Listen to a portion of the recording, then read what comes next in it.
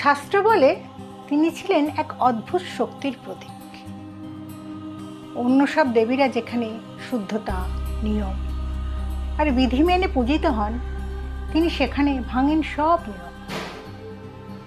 লোকেরা তাকে ভয় পায়, আবার গভীরভাবে সম্মানও করে, কারণ তিনি বাস করেন এমন জায়গায় যেখানে সমাজের চোখ পড়ে না, যেখানে ফেলে দেওয়া জিনিস, অপছন্দের মানুষ আর অস্বীকার করা সত্যগুলো লুকিয়ে থাকে। তিনি গ্রহণ করেন উচ্ছিষ্ট,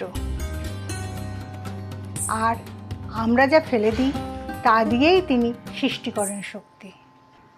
কিন্তু এটাই শেষ নয়, তিনি জ্ঞান, সঙ্গীত আর গুপ্তবিদ্যার অধিষ্ঠাত্রীও। অন্ধকারের ভেতরে বসেই তিনি দেন আলোর শিক্ষা। অনেকেই জানে না তিনি আসলে এক ভয়ঙ্কর রূপের অংশ, এক আদিম শক্তির ছায়া, যার রূপে ধ্বংস আর সৃষ্টি একসাথে জড়িয়ে আছে। তুমি যদি ভাবো পবিত্রতা মানেই পরিষ্কার, সুন্দর আর নিয়ম মাফিক, তাহলে এই দেবী তোমার ধারণাকে ভেঙে দেবে।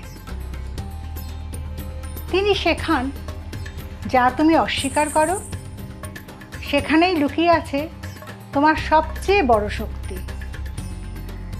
এবার বলো তো আমি কার কথা বলছি? কমেন্ট করে জানাও দেখি। এই রকম আরও গল্প শুনতে আমাকে ফলো করো।